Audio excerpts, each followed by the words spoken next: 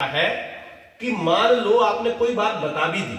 मान लो आपने कोई बात बता भी दी और उस बताने के कारण आपके घर के मान लो नाराज हो गए, पिता नाराज हो गए, माँ नाराज हो गई, बहन हो गया, भाई हो गया, और नाराज होकर मान लो आपके ससुराल वालों को उन्होंने कुछ गालियां दे दी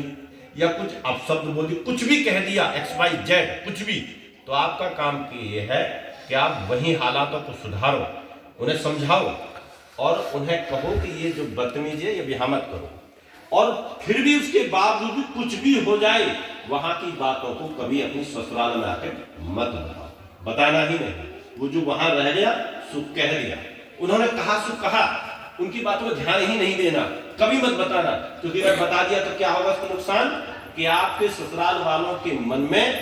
तुम्हारे मायके वालों के लिए अपने आप की घृणा पैदा हो जाए। ऐसी बहुत सारी समस्याएं जो हमारे जीवन में हो जाती है। घर के पारिवारिक संबंध शुरुआत में खराब इसलिए होते हैं कि जो है लड़का जो है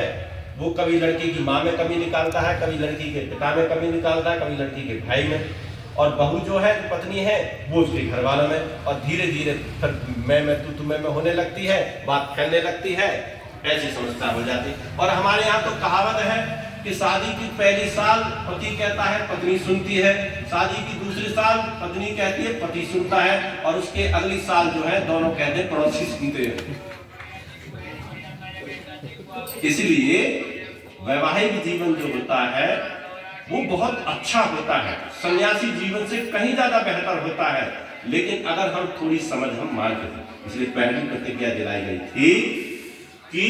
मैं जो है अपने माता पिता, परिवारजनों, सगे संबंधियों का मान सम्मान का ध्यान रखते हुए अपनी पत्नी या अपने पति के माता पिता, परिवारजनों का मान सम्मान रखूंगा या रखूंगी, और उनके मान सम्मान को कभी नीचे नहीं गिरा। ऐसे ही मान सम्मान टिकाया जाता है ताकि हम एक दूसरे की बात इधर से उधर ट्रांसफर न करें। हमारे यहाँ चलन है